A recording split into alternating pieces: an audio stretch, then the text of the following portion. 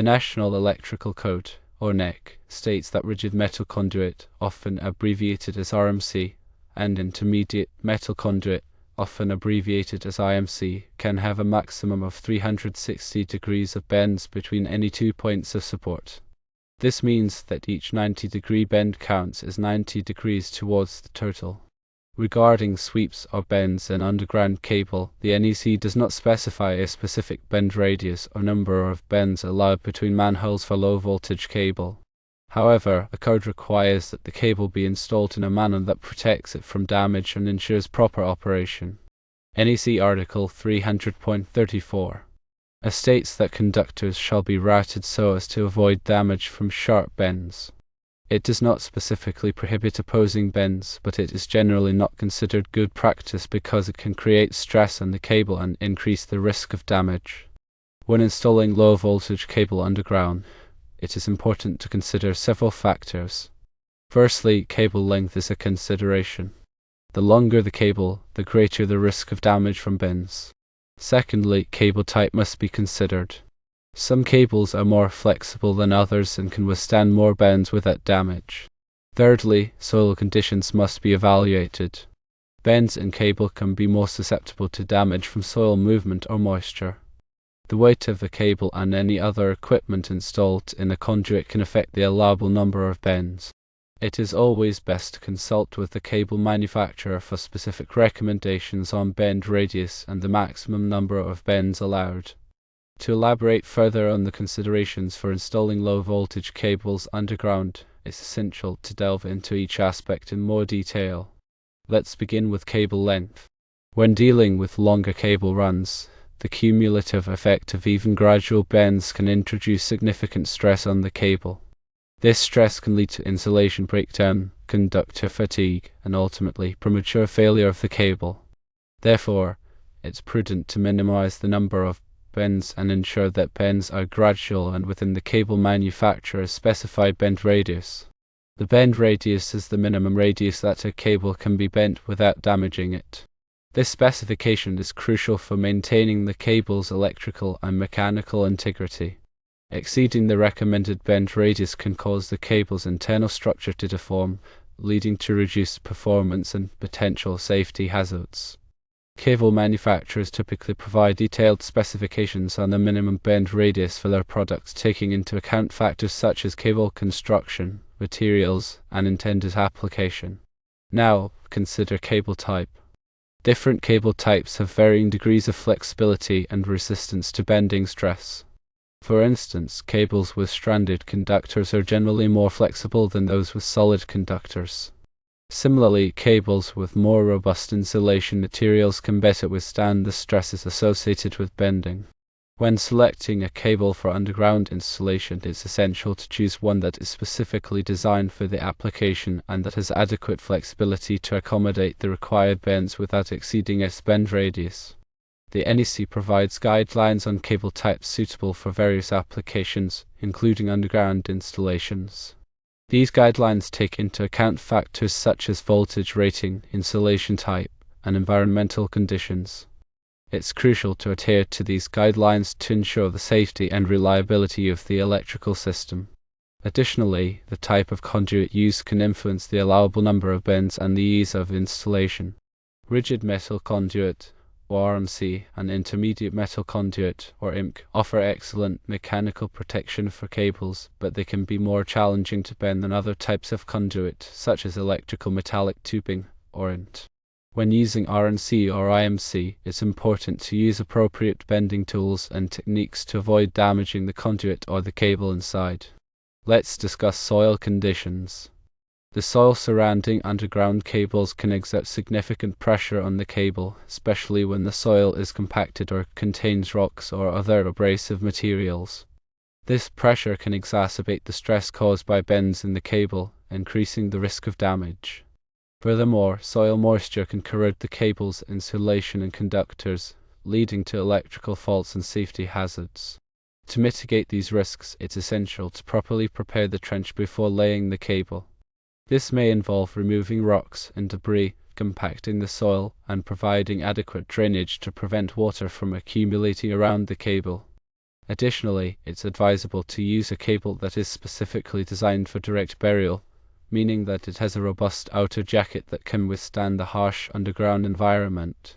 Direct burial cables are typically rated for wet locations and are resistant to chemicals, abrasion, and rodent damage. In addition to the above factors, the load on the cable, including its own weight and the weight of any other equipment installed in the conduit, can affect the allowable number of bends. The weight of the cable can create tensile stress, particularly in long, unsupported spans.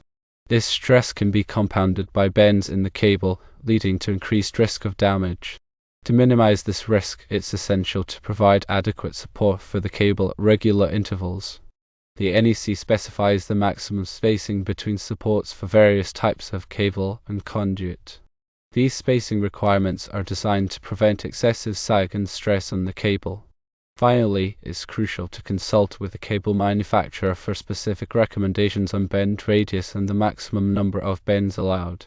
Cable manufacturers conduct extensive testing on their products to determine their performance characteristics under various conditions. They can provide valuable guidance on how to install their cables safely and effectively.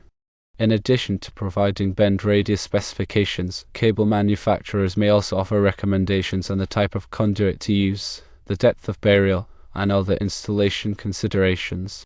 Following these recommendations can help ensure the long-term reliability and safety of the electrical system. In summary, when installing low-voltage cables underground, it's essential to consider a variety of factors, including cable length, cable type, soil conditions, load, and manufacturer recommendations. By carefully evaluating these factors and adhering to applicable codes and standards, it's possible to install cables safely and effectively, ensuring reliable power distribution for years to come.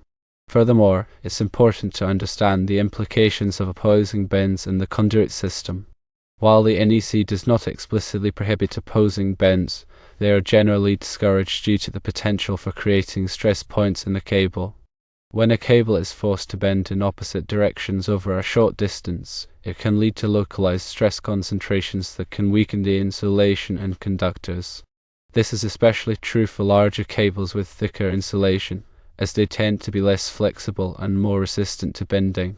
To avoid creating opposing bends, it's best to plan the conduit route carefully, minimizing the number of bends and ensuring that bends are gradual and consistent.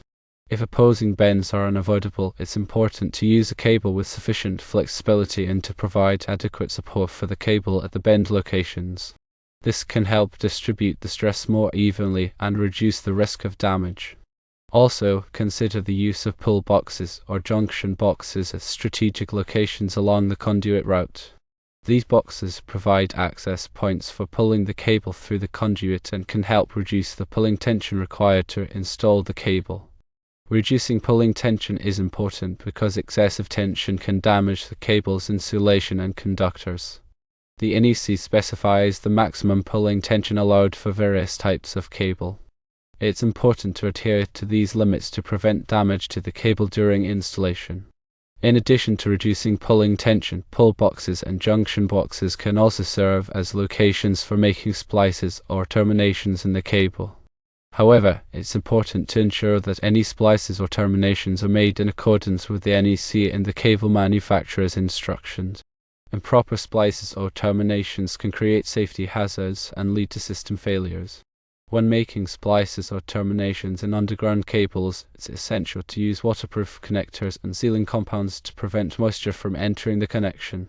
Moisture can corrode the conductors and insulation, leading to electrical faults and safety hazards. Furthermore, it's important to properly insulate and protect any exposed conductors to prevent accidental contact. The NEC provides detailed requirements for insulating and protecting conductors in various environments. It's crucial to adhere to these requirements to ensure the safety of personnel and equipment. Finally, it's important to document the location of all underground cables and conduits. This information can be invaluable for future maintenance and repair activities. Accurate documentation can prevent accidental damage to the cables during excavation or other underground work. Documentation should include the route of the cables, the depth of burial, the type of cable and conduit used, and the location of any splices, terminations, or pull boxes. This information can be stored in a geographic information system, often abbreviated as GIS, or other database for easy access. By following these best practices for installing low-voltage cables underground, it's possible to ensure the safety, reliability, and longevity of the electrical system. Remember to consult with qualified professionals and adhere to all applicable codes and standards. In addition to the physical aspects of installing low-voltage cables underground, it's important to consider the electrical characteristics of the cables and the system in which they are installed. This includes factors such as voltage drop, ampacity, and grounding.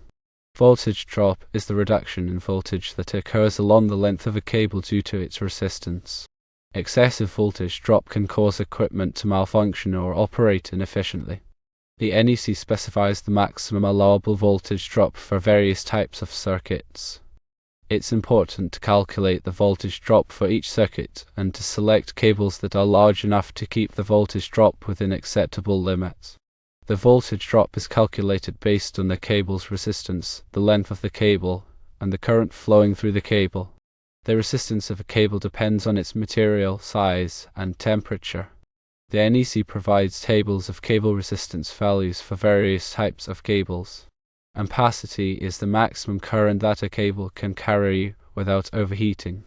The ampacity of a cable depends on its size, insulation type, and ambient temperature. The NEC provides tables of cable ampacity values for various types of cables. It's important to select cables that have sufficient ampacity to carry the expected load. The ampacity of a cable must be derated for certain conditions, such as high ambient temperatures or when multiple cables are bundled together. Derating factors are provided in the NEC. Grounding is the process of connecting electrical equipment and systems to the earth. Grounding helps to protect personnel from electric shock and to prevent damage to equipment from overvoltages. The NEC provides detailed requirements for grounding electrical systems. It's important to ensure that all electrical equipment and systems are properly grounded in accordance with the NEC. Grounding conductors must be sized according to the NEC. Grounding electrodes must be installed in accordance with the NEC. In addition to these electrical considerations, it's important to consider the environmental impact of underground cable installations. This includes factors such as the use of environmentally friendly materials and the prevention of soil contamination. When selecting cables and conduits, it's important to choose materials that are durable, long-lasting, and environmentally friendly. Some cables and conduits are made from recycled materials. Some cables and conduits are recyclable. It's important to dispose of used cables and conduits properly. Used cables and conduits should be recycled whenever possible. It's important to prevent soil contamination during underground cable installations. Soil contamination can occur from spills of oil, fuel, or other hazardous materials. It's important to have a spill prevention and control plan in place. It's important to use proper excavation techniques to minimize soil disturbance. It's important to restore the soil to its original condition after the installation is complete. By considering these environmental factors, it's possible to minimize the environmental impact of underground cable installations. In conclusion, installing low-voltage cables underground is a complex task that requires careful planning, design, and execution. It's important to consider a variety of factors, including cable length, cable type, soil conditions, load, manufacturer recommendations, electrical characteristics, and environmental impact. By following best practices and adhering to applicable codes and standards, it's possible to ensure the safety, reliability, and sustainability of underground cable installations. Additionally, always prioritize safety during the installation process. Ensure that all personnel are properly trained and equipped with appropriate personal protective equipment. De-energize all circuits before working on them. Use lockout-tagout procedures to prevent accidental energization. Follow safe excavation practices. Be aware of underground utilities. In the realm of low-voltage cable installations, the National Electrical Code serves as a comprehensive guide to ensure safety and compliance. The code addresses various aspects of cable installations, ranging from conductor types and ampacities to grounding and overcurrent protection. While the NEC provides specific guidelines for many aspects of electrical work, it also allows for some flexibility and interpretation depending on the specific application and local conditions.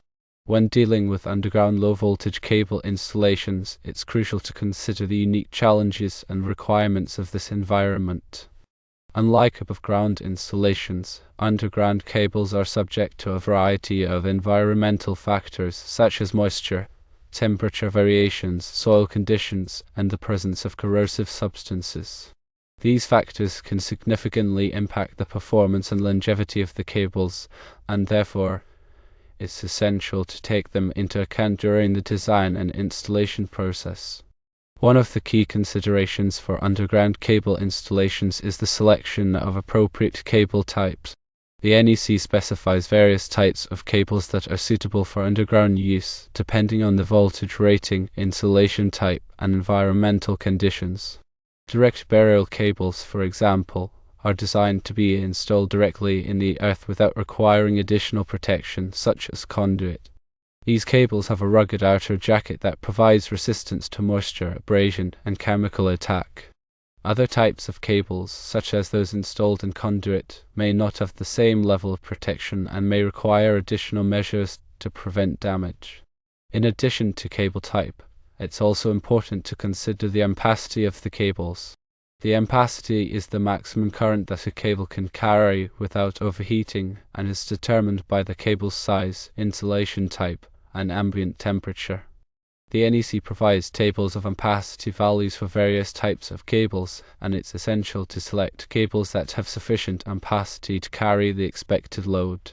However, it's also important to direct the ampacity of cables when they are installed in underground environments, as the soil can act as an insulator and prevent heat from dissipating effectively. The NEC provides directing factors for underground cable installations, and it's crucial to apply these factors to ensure that the cables do not overheat. Another important consideration for underground cable installations is grounding. Grounding is a process of connecting electrical equipment and systems to the earth, and it's essential for providing a safe path for fault currents to flow in the event of a short circuit or other electrical fault. The NEC provides detailed requirements for grounding electrical systems, and it's crucial to comply with these requirements to ensure the safety of personnel and equipment. In underground cable installations, grounding electrodes are typically installed near the cables to provide a low impedance path to ground. The NEC specifies the types of grounding electrodes that are permitted and the methods for installing them. In addition to grounding, it's also important to provide overcurrent protection for underground cables. Overcurrent protection devices, such as circuit breakers and fuses, are designed to protect cables from damage caused by excessive current flow. The NEC specifies the types of overcurrent protection devices that are permitted and the methods for installing them. In underground cable installations, overcurrent protection devices are typically installed at the source of the power supply to protect the cables from overloads and short circuits. Finally, it's important to document the location of all underground cables and conduits. This information can be invaluable for future maintenance and repair activities. Accurate documentation can prevent accidental damage to the cables during excavation or other underground work. Documentation should include the route of the cables, the depth of burial, the type of cable and conduit used, and the location of any splices, terminations, or pull boxes. By following these best practices for installing low-voltage cables underground, it's possible to ensure the safety, reliability, and longevity of the electrical system. Remember to consult with qualified professionals and adhere to all applicable codes and standards.